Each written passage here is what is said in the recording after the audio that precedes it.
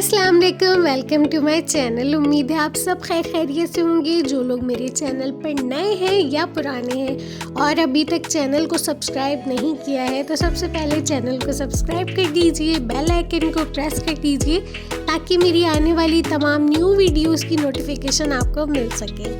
जी तो जनाब, आज हम बनाने वाले हैं चटपटा खट्टा शलजम, गाजर और मूली का मज़ेदार सा अचार, जिसे अक्सर पानी वाला अचार भी कहा जाता है और ये मखसूस है सर्दियों के मौसम के हवाले से। और यहाँ हमारे पास मौजूद है 1 किलो के करीब शलजम, जिन्हें स्लाइसेस में कट कर लिया है, और साथ ही साथ आधा किलो के करीब दोनों चीज़ें गाजर और मूली मिला के मैंने ले ली है और उन्हें भी स्लाइसेस में मैंने यहाँ कट करके रख लिया है। तो शलजम के कुछ फ़वाइद आपके साथ शेयर करती चलूँ तो माहिरीन का कहना है कि शलजम खाने वाले कैंसर से महफूज रहते हैं। इसमें हाई ऑक्सीडेंट्स और फैटोकेमिकल होते हैं जो कैंसर के ख़तरात कम करते हैं। शलजम में विटामिन के की वाफिर मकदार मौजूद होती है जो दिल के मसल्स को मजबूत बनाने में बड़ा काम करते हैं। इससे हार्ट अटैक के मौक़े कम हो जाते हैं और कोलेस्ट्रॉल की मकदार भी नहीं बढ़ती।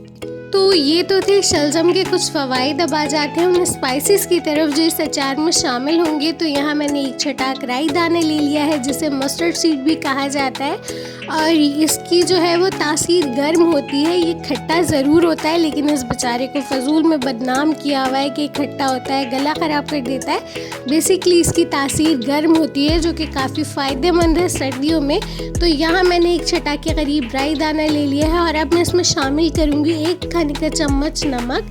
वो इसलिए ताकि ये अच्छी तरह से पिस जाए। आपने साबुत राई दाना इसमें शामिल नहीं करना है, आपने इसे पीस लेना है, थोड़ा सा क्रश कर लेना है। और यहाँ हमारा राई दाना पिस के हो गया है तैयार। तो ना मैंने बहुत ज़्यादा बारीक किया है और ना ही बहुत ज़्यादा मोटा किया है, बस इसे दरदरा कर लिया है ताकि पानी में अच्छी तरह से जायका आ जाए। और साथ ही साथ यहाँ मैं लहसुन और अदरक का पेस्ट भी बना रही थी क्योंकि मुझे अचार में भी ज़रूरत थी और वैसे भी प्रिजर्व करके रखने के लिए मैंने यहाँ लहसुन और अदरक को छील के रख लिया है। तो मुझे अचार में तो 1 छटाक लहसुन का पेस्ट और 1 छटाक अदरक का पेस्ट चाहिए, लेकिन यहाँ ये क्वांटिटी ज़्यादा है तो पहले मैं इसे पीस लूँगी और फिर उसके बाद जो है वो मैं अचार के लिए सेपरेट कर लूँगी।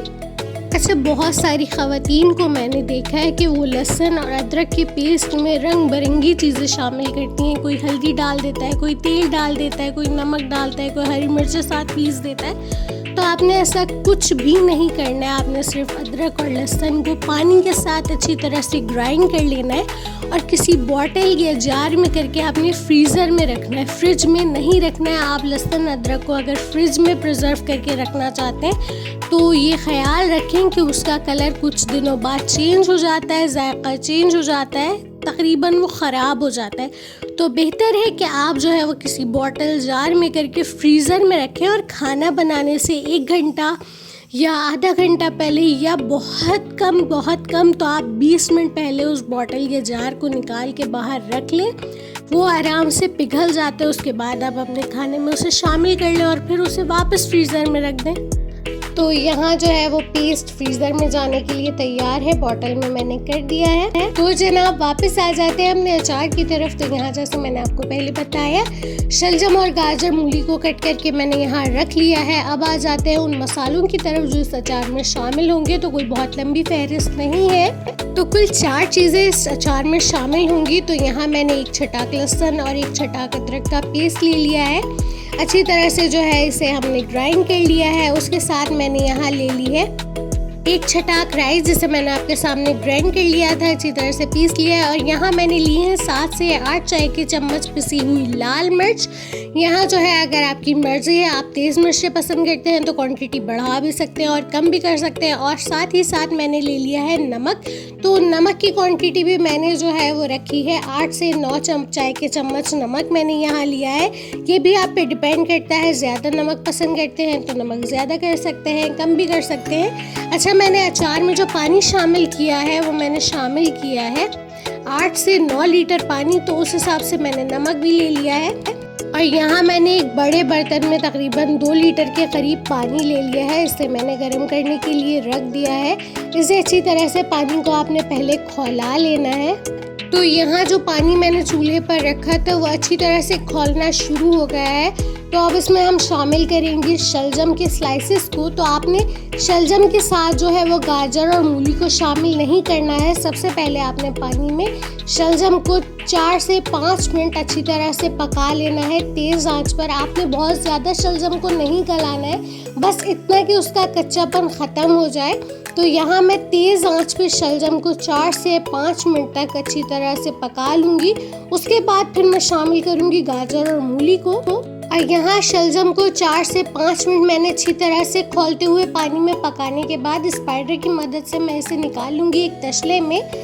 आप देख सकते हैं कि शलजम का कलर चेंज हो गया है। अच्छा, अगर आप बहुत ज़्यादा शलजम को गला देते हैं तो याद रखें अचार में वो चूरा हो जाते हैं, और चूरा हुए हुए शलजम से अचार का जायका चेंज हो जाता है कुछ दिन बाद, और बहुत ज़्यादा लंबे अरसे तक आप इसे सही नहीं रख सकते। अच्छा, शलजम निकालने के बाद मैंने इसमें शामिल कर दी थी कटी हुई गाजर और मूली, और इसे भी मैंने खौलते हुए पानी में अच्छी तरह से 3 से 4 मिनट पका लेना है। तो आप इस तरह से आंच को तेज़ रखेंगे और स्पाइडर की मदद से आप इसे हिलाते रहेंगे। और यहाँ जो है वो गाजर और मूली भी अच्छी तरह से गल गई है, कलर चेंज हो गया है। तो मैं उसी तसले में इन सारी चीज़ों को निकाल लूँगी।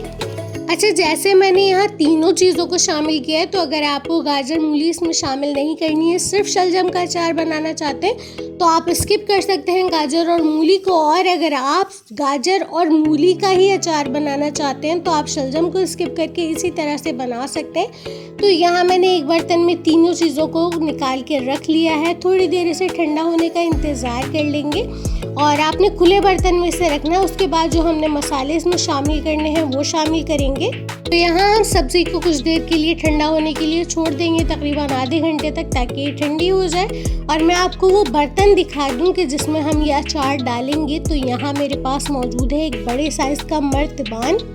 तो ये मर्तबान बेसिकली पुराने ज़माने से चले आ रहे हैं, जिसे अचार और मुरब्बा वगैरह को महफूज रखने के लिए इस्तेमाल किया जाता था। और अगर गांव वगैरह में जाके अब भी देखा जाए तो ये मौजूद होते हैं। इसमें अचार मुरब्बे महफूज करके रखे जाते हैं लंबे अरसे तक के लिए। तो यहाँ मेरे पास मर्तबान मौजूद है एक बड़े साइज़ का, तो मैं इसमें अचार डालूंगी। अगर आपके पास मर्तबान नहीं है तो कोई मसला नहीं है, आप प्लास्टिक के किसी भी बर्तन में, किसी भी जो है वो बाल्टी में इस अचार को डाल सकते हैं, साफ़ सुथरे जार में। तो यहाँ मैं तो मर्तबान में डालूंगी, आपकी मर्ज़ी है, आप किसी बड़े जार में अचार को बना सकते हैं। कोई ज़रूरी नहीं है कि मर्तबान होगा तो ये अचार डलेगा। प्लास्टिक की बाल्टी, प्लास्टिक के जार में भी आसानी अचार बन जाता है। अच्छा, जो सब्जियों को मैंने ठंडा होने के लिए छोड़ा तो वो अच्छी तरह से ठंडी हो गई हैं। तो अब शामिल करते हैं इसमें सारे मसाले। तो यहाँ सबसे पहले मैंने पिसी हुई लाल मिर्च इसमें शामिल कर दी है। सारे मसालों की क्वांटिटी मैं आपको बता चुकी हूँ। उसके बाद मैं इसमें शामिल कर दूँगी पिसी हुई राई, जो मैंने नमक के साथ इसे अच्छी तरह से पीस लिया था। और राई के बाद मैं इसमें शामिल करूँगी नमक हस्बे ज़ायक़ा आप ले सकते हैं। तो नमक को अच्छी तरह से आपने इसमें शामिल कर देना है। अब आपने हल्के हल्के हाथ से इसको मिक्स कर लेना है सारी सब्जियों को, कि आपकी सब्जियां जो हैं वो टूटे भी ना और मसाला भी अच्छी तरह से लग जाए। तो यहाँ चमचे की मदद से मैं आराम से इसे मिक्स कर लूँगी। अब इसके बाद मैं इसमें शामिल करूँगी लहसुन अदरक का पेस्ट, और फिर उसके बाद मैं इसे अच्छी तरह से दोबारा मिक्स कर लूँगी। आप टॉस भी कर सकते हैं। बस ख्याल ये रखना है कि शलजम, मूली और गाजर टूटे ना, वरना आपके अचार का पानी जो है वो ख़राब हो जाएगा और जायका भी तब्दील हो जाता है। तो यहाँ मैंने अदरक लहसुन का पेस्ट इस पर डाल दिया है। दोनों मैंने हम वज़न लिए थे, एक छटाक अदरक, एक छटाक लहसुन, और उसका पेस्ट बना लिया था। तो अब इसे जो है वो अच्छी तरह से मिक्स कर लेंगे ताकि सब्जियों में जो है वो जायका आ जाए सारे मसालों का, अदरक लहसुन का। और अब सारी सब्जियों को अच्छी तरह से मसाला लगाने के बाद बारी है इसे मर्तबान में डालने की। तो यहाँ आपने आराम से जो है वो अच्छी तरह से सारी सब्जियों को, यानी कि गाजर, मूली, शलजम को मर्तबान में ट्रांसफ़र कर देना है जी। तो सब्जियों को मर्तबान में ट्रांसफ़र करने के बाद अब बारी है पानी शामिल करने की। तो यहाँ मैं जो पानी इस्तेमाल कर रही हूँ ये वही है जिसमें मैंने मूली, गाजर, शलजम को अच्छी तरह से बॉईल किया था। हम इसमें यही पानी डालेंगे ताकि सब्जियों का जायका भी आ जाए, और आपने इसमें बॉयल पानी ही शामिल करना है। तो यहाँ मैंने 2 से 2.5 लीटर के करीब पानी इसमें शामिल कर दिया है। और पानी शामिल करने के बाद आपने इसे थोड़ा सा हिला लेना है ताकि पानी में मसाले अच्छी तरह से घुल मिल जाएं। और फिर आपने करना ये है कि एक लॉन का कपड़ा ले लेना है, कट पीस वगैरह में मिल जाता है, या घर में अगर आपके पास लॉन के कपड़े मौजूद हैं तो आपने इसके ऊपर बांध देना है। 2 से 3 दिन तक के लिए आपने मर्तबान के मुंह पे या बाल्टी जार जो भी इस्तेमाल कर रहे हैं आपने उस पर ढक्कन नहीं ढकना है। आपने एक कपड़े को अच्छी तरह से उस पर बांध देना है 3 से 4 दिन के लिए, और फिर आपका अचार हो जाएगा तैयार। अच्छा, कपड़ा तो आप बांध देंगे, लेकिन आपने करना ये है कि रोज़ एक मरतबा आपने कपड़ा हटा के जो है वो चम्मच को अच्छी तरह से अचार में चलाना है, ताकि जो मसाले और पानी आपने शामिल किया था वो आपस में अच्छी तरह से घुल मिल जाए, और आपको जो है वो अंदाज़ा भी हो जाएगा कि अचार जो है वो किस हद तक तैयार हो चुका है। तो यहाँ हमारे अचार की ये फाइनल लुक है। ये 3 दिन के बाद जो है ये हमारे अचार की कुछ इस तरह की शक्ल निकल के आई है और बिल्कुल तैयार है। अच्छी तरह से मसालों और राई की खटास जो है वो पानी में भी आ गई है और सब्जियों में भी अच्छी तरह से एब्जॉर्ब हो गई है।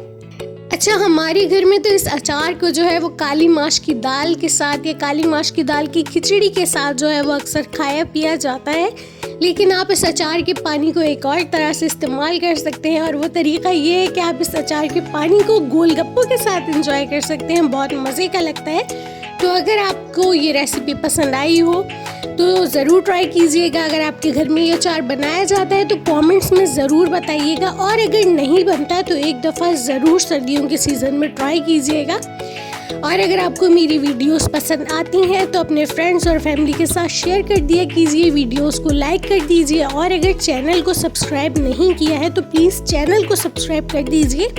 अपना बहुत सारा ख्याल रखिएगा, मुझे दुआ में याद रखिएगा। इंशाल्लाह किसी नेक्स्ट अच्छी सी रेसिपी के साथ आपसे मुलाकात होगी। तब तक के लिए अल्लाह हाफ़िज़।